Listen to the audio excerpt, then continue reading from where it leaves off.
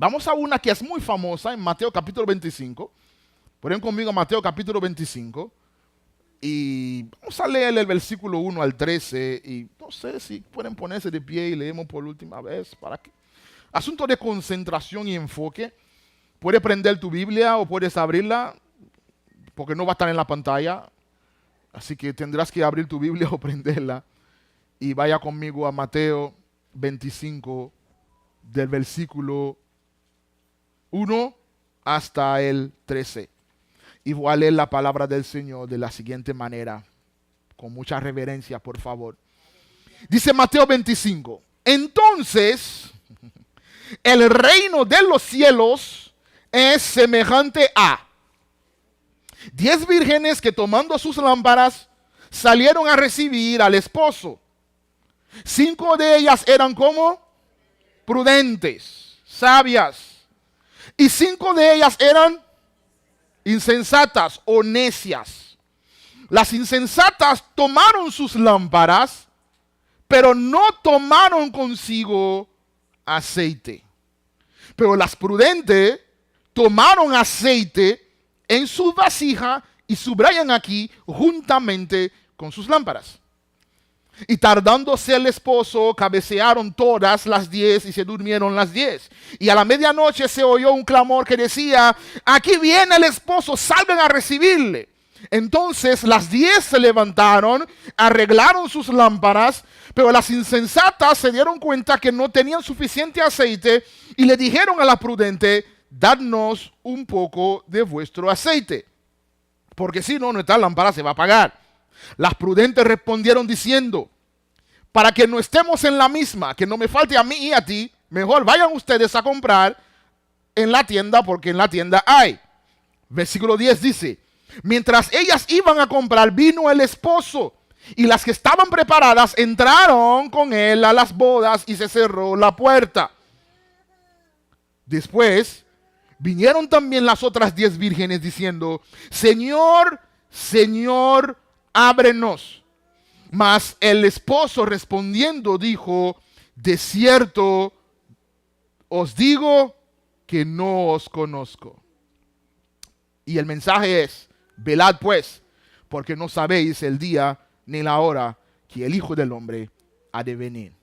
Señor, oramos en el día de hoy que tu palabra sea exaltada, que Cristo sea exaltado, que el Padre sea propicio y que el Espíritu Santo obre en nuestras vidas, convenciéndonos de justicia, de juicio y de pecado, a fin de que nuestra fe sea edificada en la palabra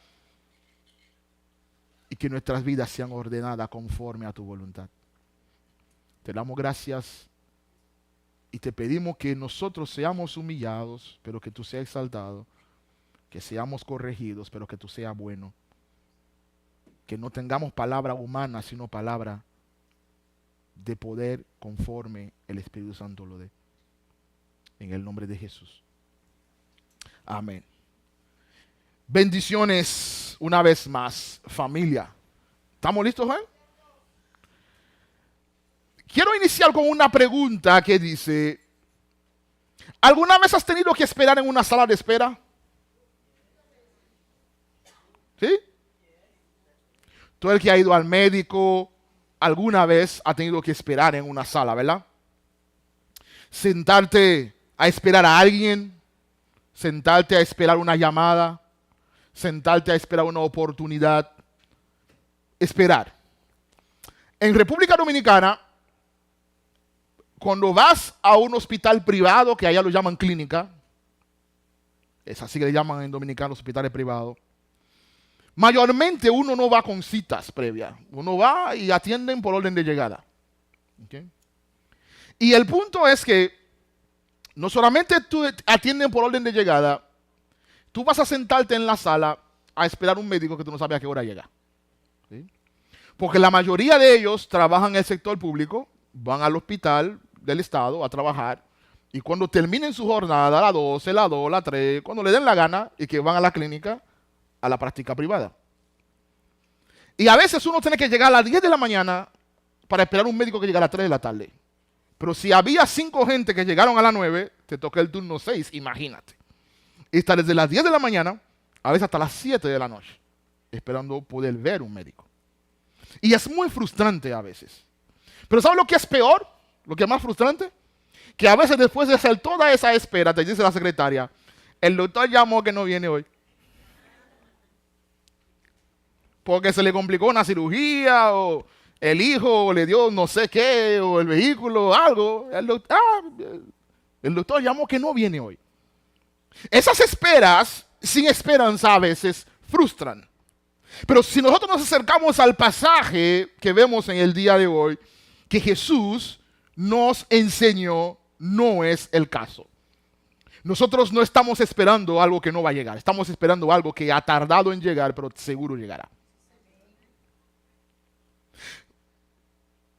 Tenemos 10 vírgenes, todos están esperando a alguien.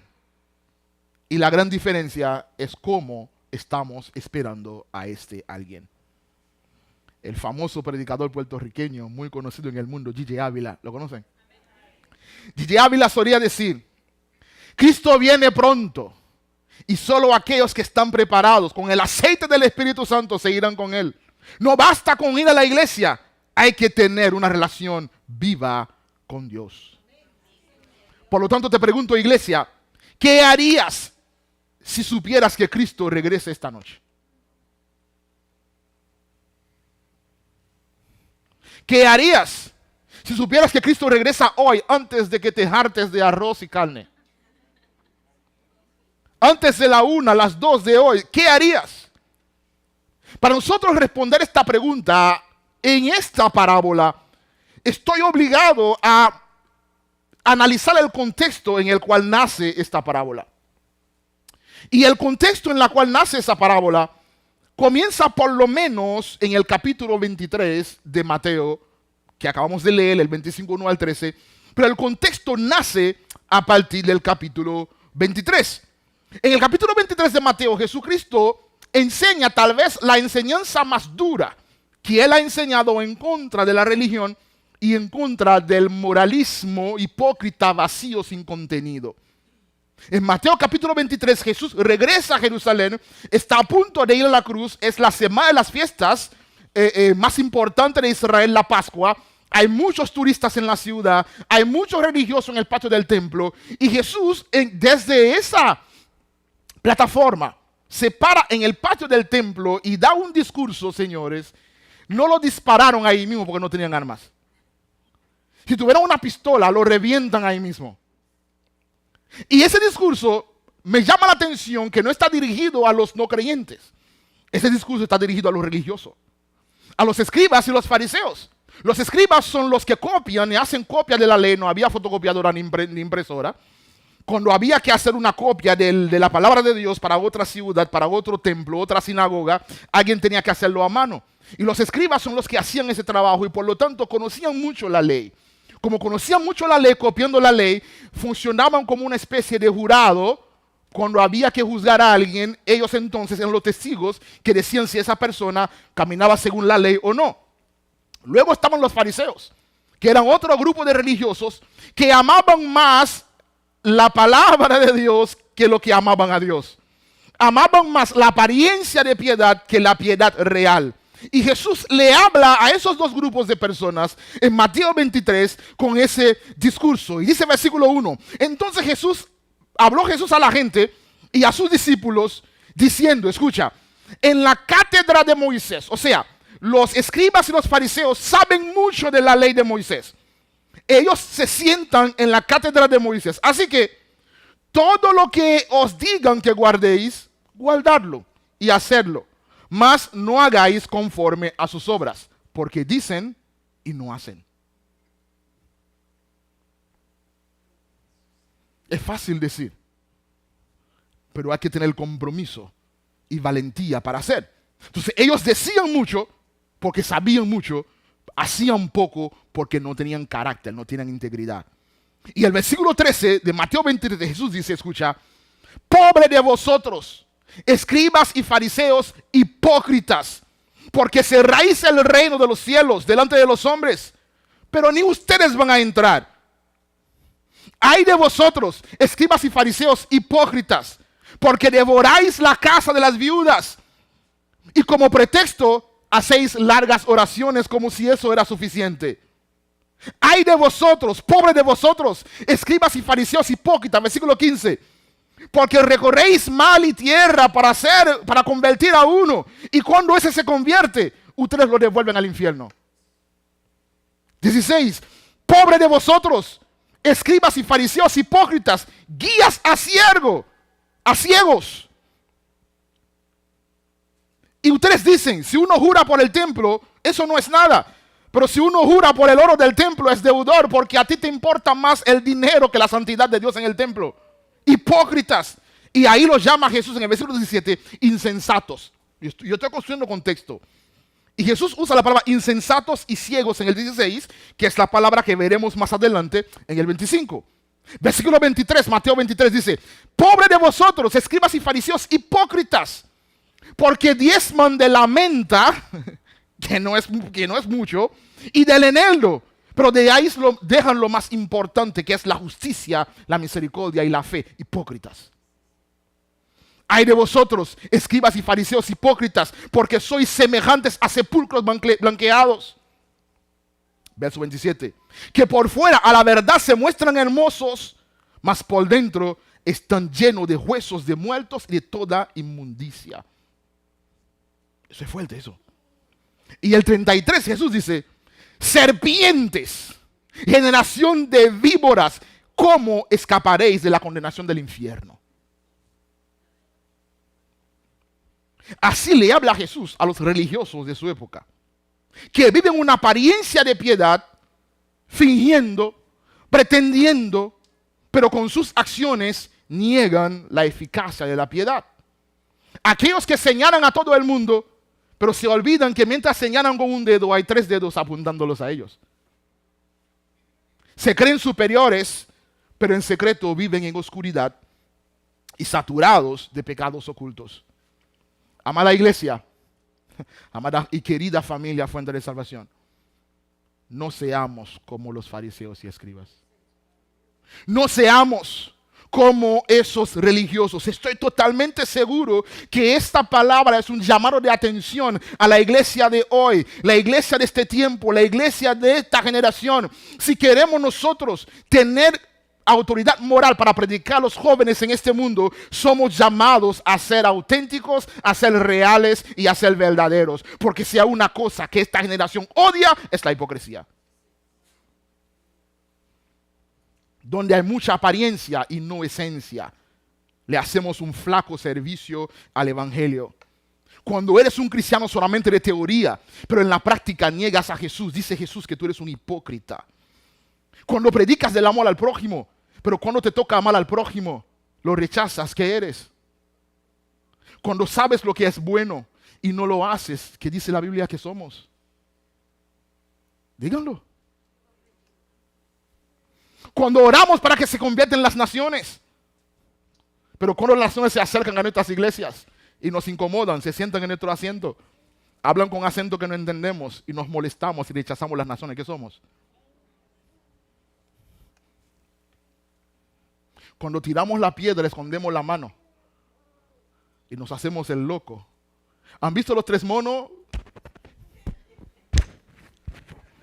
¿Han visto ese dibujo?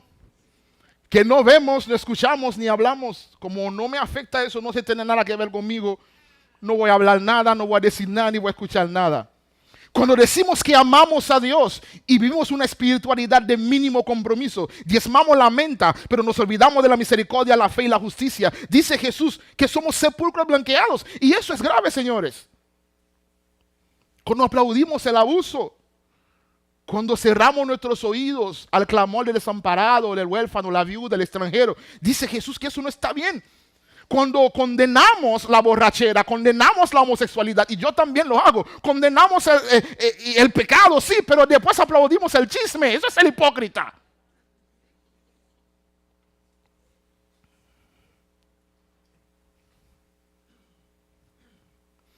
Cuando soy yo que cometo el pecado, a mí hay que entenderme, pero cuando es el otro hay que fusilarlo. Somos hipócritas. Y después de un discurso tan fuerte, Jesús sale al patio del templo, capítulo 24, Y le dice a los discípulos, ustedes ven, esos escribas y fariseos que celan tanto ese templo, que matan gente por cuidar paredes y cuidar blocks y cuidar oro y plata, nada de eso va a quedar en pie. Todo eso va a ser destruido, dice Jesús. Ellos le preguntan, ¿cómo sabremos cuando llegue ese momento?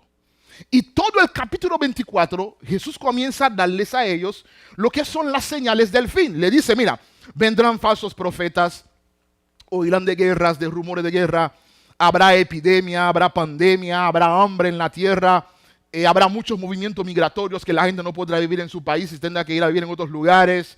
Habrá tribulación como nunca antes y la lista sigue. Y él termina diciéndole a los discípulos en el versículo 44 del 24, estad preparados. Recuerden que lo llamó insensato a los fariseos y escribas. Y le dice ahora, estad preparados. ¿Cómo tú vas a estar preparado? Con aceite de sobra en tu vasija. Tienes que estar preparados porque el Hijo del Hombre vendrá a la hora que no penséis. Es lo que dice el versículo 44 del 24. Y a partir de ese contexto, por lo tanto, también vosotros estáis preparados porque el Hijo del Hombre vendrá a la hora que no pensáis. Y entonces, Él luego le va a dar una enseñanza en parábola para que puedan entender qué significa estar preparados. Eso es el contexto en el cual nace esta parábola. Y esta parábola tiene por lo menos 4 lecciones que necesitamos aprender en el día de hoy. Toma nota, grábalo, escríbelo, apréndetelo, memorízalo. La primera lección que aprendemos en el día de hoy, necesitamos entender que todos estamos esperando. La palabra dice, llegará un día que toda rodilla se doblará ante el Señor. En el infierno no hay ateo. Todo hombre, toda mujer, todo ser creado, todo el que respira algún día va a doblar rodilla delante de Jesús.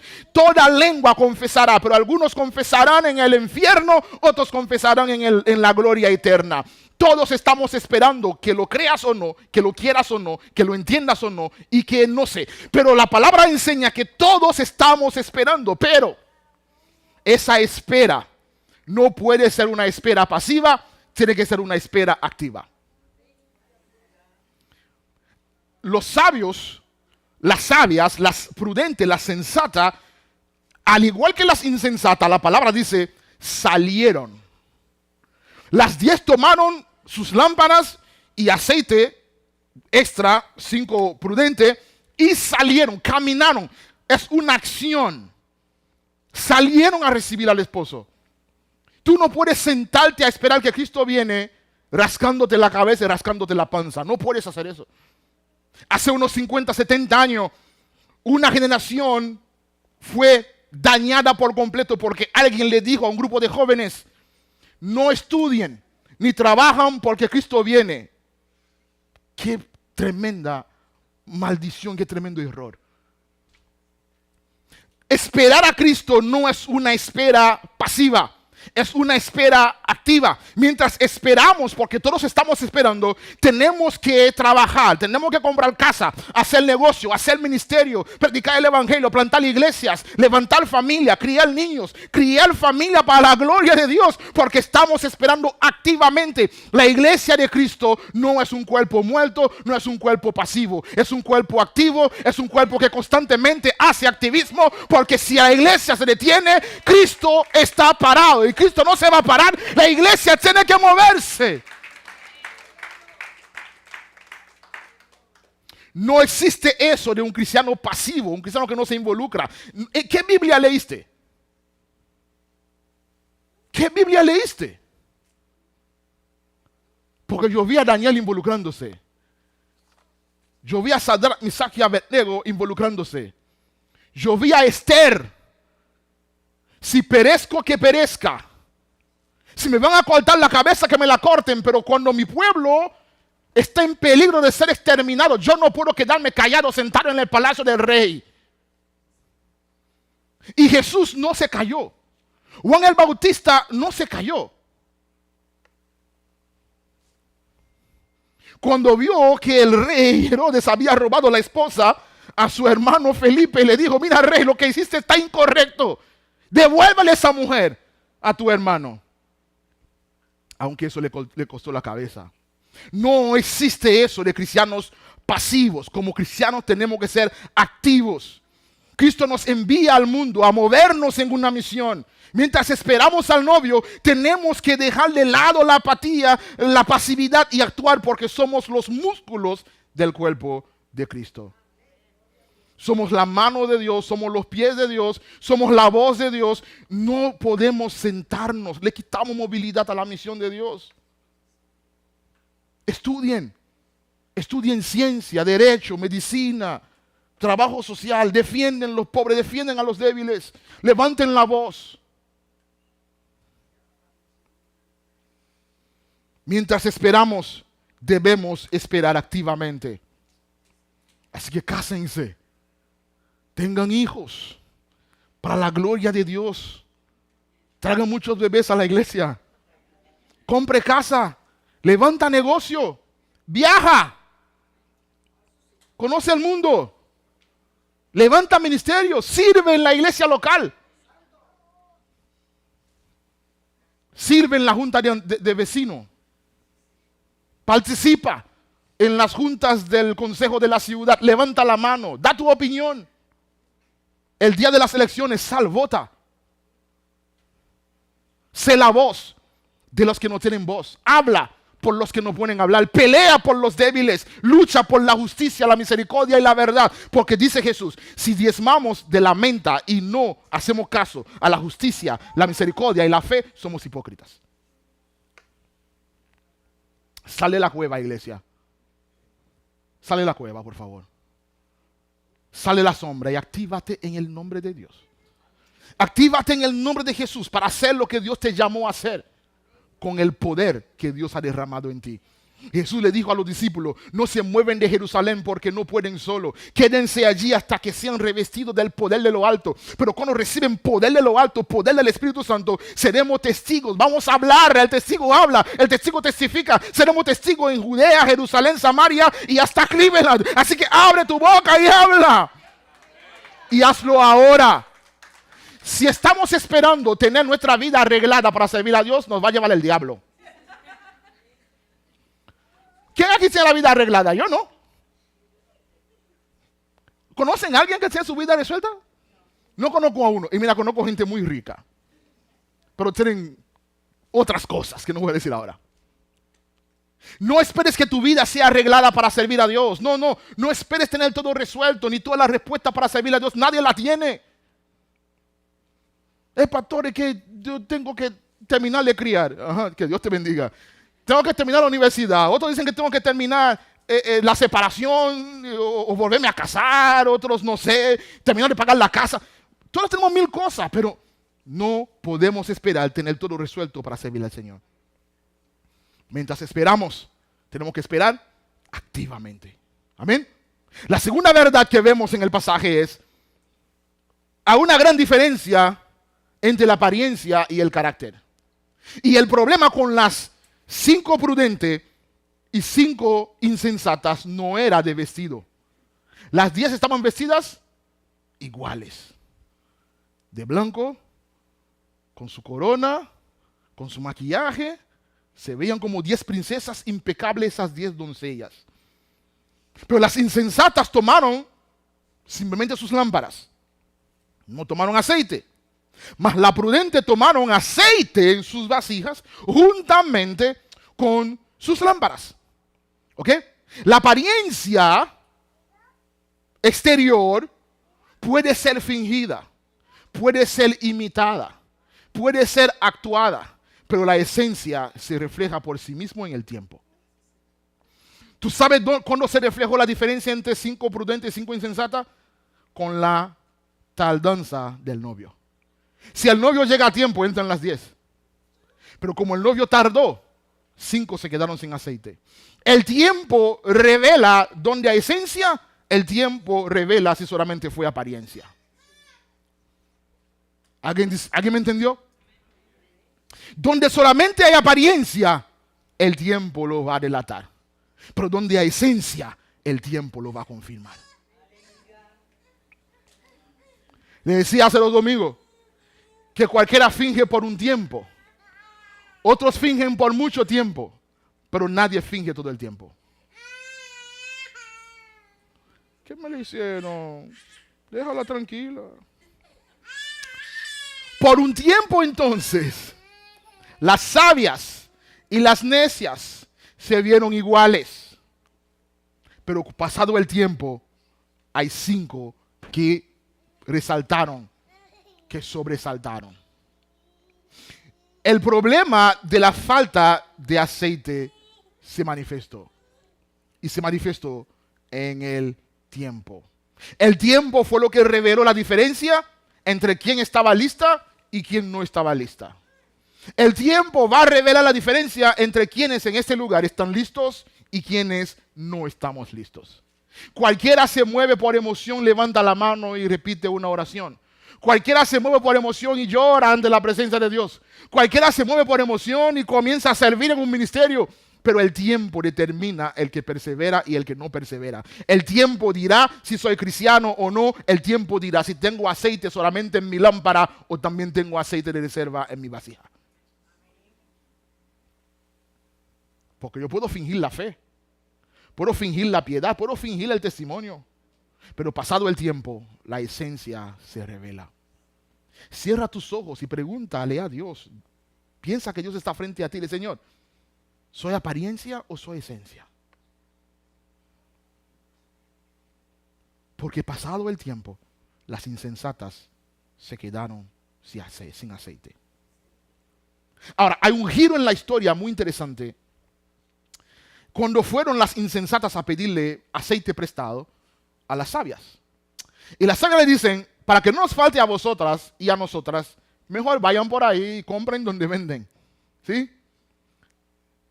Hermano, mira, el aceite de la gracia, el aceite de la unción, el aceite de la santidad, el aceite de la convicción, el aceite del amor a Dios, el aceite del compromiso, el aceite de la autenticidad no se presta ni se traspasa. Yo no puedo darte un chin de mi cristianismo, no puedo. Donde yo compré aceite, ahí venden aceite. Ve tú allí, cómprala. Yo no puedo leer la Biblia por ti. Yo puedo orar por ti, sí, pero no puedo sustituir tu vida de oración. Yo no puedo amar a Dios por ti. Yo no puedo amar al prójimo por ti. Tú tienes que ir allí y comprar tu propio aceite. Tú tienes que pasar por el quebrantamiento en la presencia de Dios y recibir de Dios lo que Dios tiene para ti. Porque es el Dios que dice en Isaías, vengan y compran sin dinero y sin precio. Donde yo compré aceite, donde el hermano compró aceite, donde la hermana compró aceite, todavía venden. Y dice Dios, tú puedes ir a comprar sin dinero y sin precio, porque no se trata de dinero, se trata de comunión. Dice el pastor Sujé Michel, en la santidad no se pega, pero la inmundicia sí. Andar con uno santo no te va a hacer santo, pero andar con un impío te vas a convertir en impío. Estar en la iglesia no te hace iglesia. Estar en Cristo te hace iglesia. La lámpara representa nuestra vida externa, pero el aceite habla de lo que no se ve. El aceite hace prender la lámpara, hace brillar la lámpara. Vemos esos bombillos, no vemos la electricidad, pero si cortamos la electricidad se apagan. Nosotros tenemos esa apariencia externa, pero necesitamos aceite en nuestro ser interno para que podamos brillar para la gloria de Dios. ¿De qué sirve parecer si por dentro estamos secos? El aceite no se improvisa. Las 5 insensatas querían improvisar aceite. El aceite no se improvisa, se cultiva día tras día.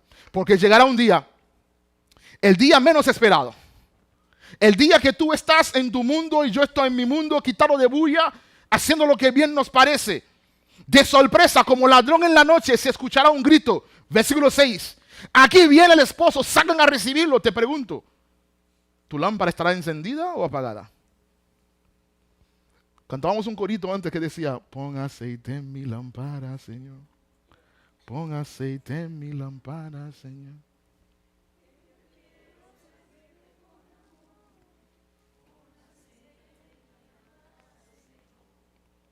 Necesitamos aceite en nuestra lámpara, porque si no, llegado la medianoche, se va a apagar.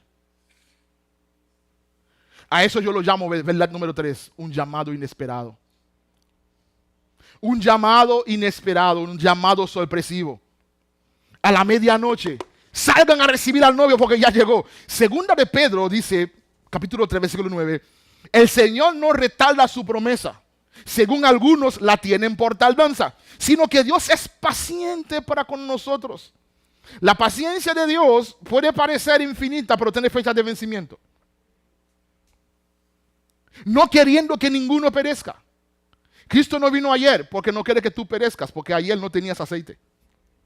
No quería dejarte fuera. ¿Alguien dice amén?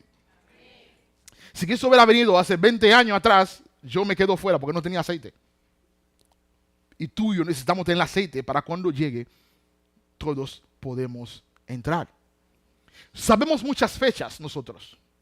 Yo nací el 29 de noviembre del año 1982. Dice mi mamá a la 1:30 más o menos de la tarde. Todos nosotros conocemos muchísimas fechas. Algunos aquí saben la fecha de su graduación en kindergarten. No sé para qué sirve eso. Otros saben la fecha que se graduaron en la universidad, en el colegio o la primera cita. El primer beso. Sabemos muchas fechas. Yo crucé la frontera de Haití a Dominicana por primera vez el 6 de octubre del año 2002. Como a las 5 y tanto de la tarde. Llegué a USA el 11 de septiembre del 2001. No, del 2020. 11 de septiembre de 2020 llegué a USA. Muchas fechas en el pasado, ¿sí? Pero ¿quién aquí sabe cuándo va a morir?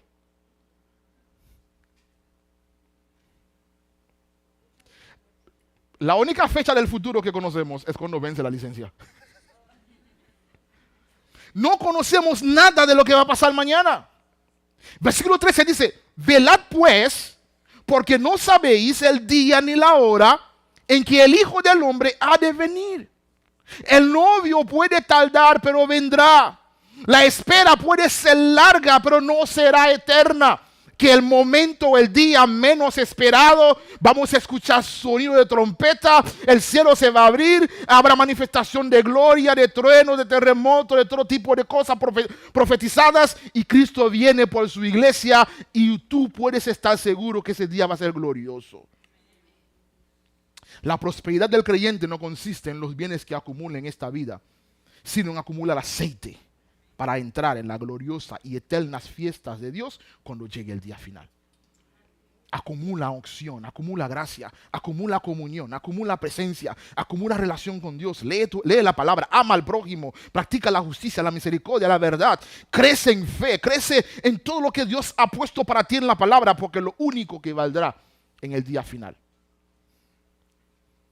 Esperamos activamente, pero acumulemos aceite. Pero lamentablemente, amados, no hay nota más triste que lo que dice el versículo 10. Pero mientras ellas iban a comprar aceite porque no tenían aceite, vino el esposo y las que estaban preparadas entraron y se cerró la puerta.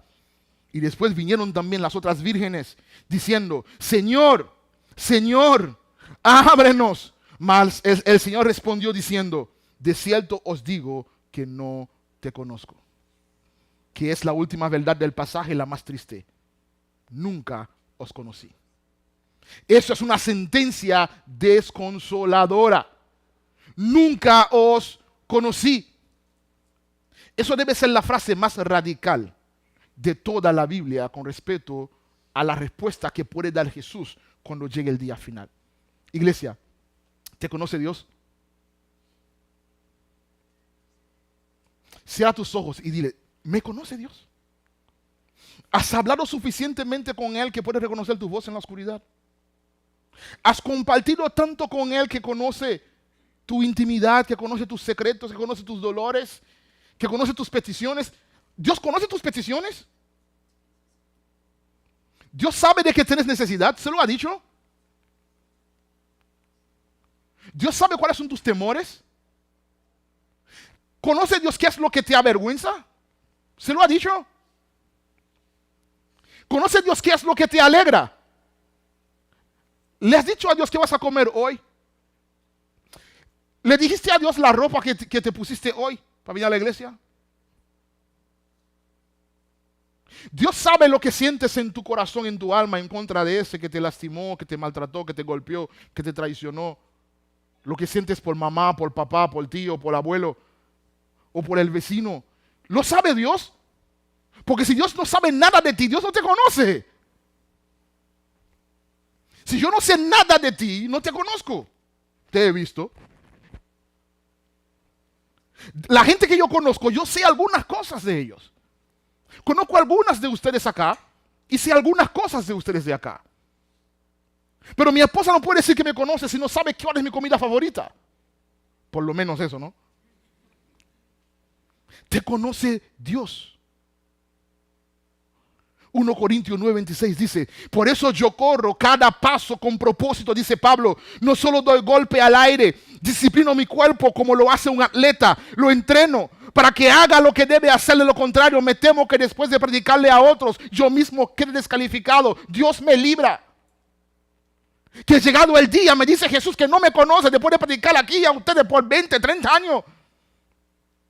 No sea después de pasar toda la noche esperando al novio, llega el novio y nos quedamos fuera.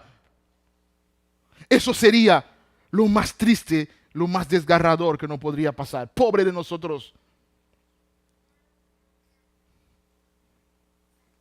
Mateo 7:21 dice, no todo el que me dice Señor, Señor, entrará en el reino de los cielos, sino el que le hace la voluntad de mi Padre que está en los cielos. Muchos me dirán aquel día, muchos me dirán en el día final, muchos, Señor, Señor, no profetizamos en tu nombre, no hicimos milagro en tu nombre, no di mi diezmo y ofrenda en tu nombre, no me congregaba todos los domingos en tu nombre, yo visitaba las cárceles en tu nombre, y en tu nombre echamos fuera demonios, y en tu nombre hicimos muchos milagros, y entonces les declararé, nunca os conocí, apartaos de mí, hacedores de maldad. Pobre de nosotros.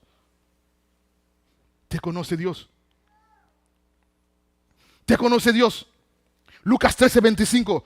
Después de que el padre de familia se haya levantado y cerrado la puerta, y estando fuera empecéis a llamar a la puerta diciendo, Señor, Señor, ábrenos.